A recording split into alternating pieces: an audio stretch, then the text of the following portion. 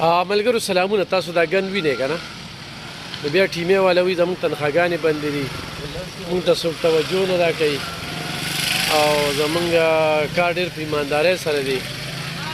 دا د ټیمې چې کوم دی ټول افسرانو ته پته ده، او یو افسر چې کوم دی نو هغه د ګړۍ سره ژوند هم کوي. نو زه حیران یم چې لکه خپله ډیوټي خپل کار ولې نه کوي.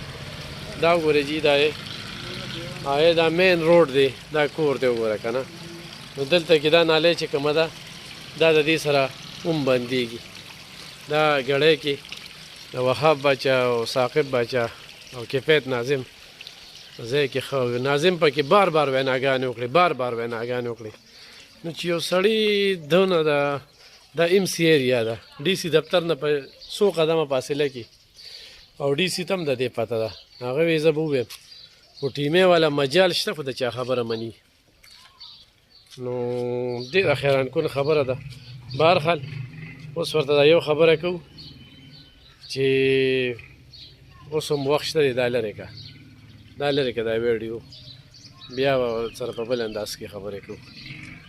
بیا به هغه نومونه مخلو چې کوم نومونه سره موږ رابطې کړي دي.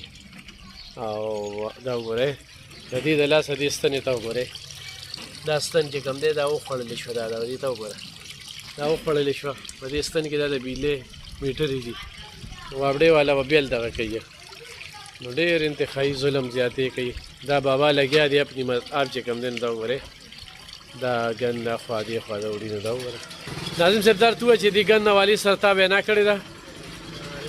څنګه خیر ټیک ټاک یاره د دې هم تقریبا چې دی نو یو ځل لاړم ټیمو صاحب سره ملو شوم، هغه ته مې چې دی نو د دې درخواست ورکړه چې یاره زموږ دا ډیران دی او دا چې دی نو ما تقریبا چې نو کمیټه کې هر چې دلته کوم ذموار کس دی هغه ته ویلي او د دې باندې څه کاروي نه کېږي. هغه وایي چې بس سبا به دا وشي. هغه کرم ته وایي بیا مرجان ته سوال جواب وکړو چې یاره دا ډیران یوسئ. تر اوسه پورې تقریبا د دې هم چې نو یو 3 میاشتې کېږي.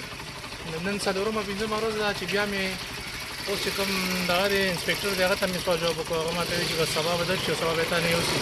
د دې چې کوم د ګړي حمیدګل مې کوم چې سوپروایزر دی هغه ته مې وویل، ټولو ته مې باقاعده وختاً فوقتاً چې دی نو ویلي دي، خو تر اوسه پورې په دې باندې دغه نه کېږي او دلته نه راځي څوک چې دا ډېره زیاته مننه. ګرانو کتونکو دا بلدیاتي نماینده دی، دی عوام په اعتماد کړی دی، عوام ته دا ټیمې چې کوم دی نو شرمنده کوي.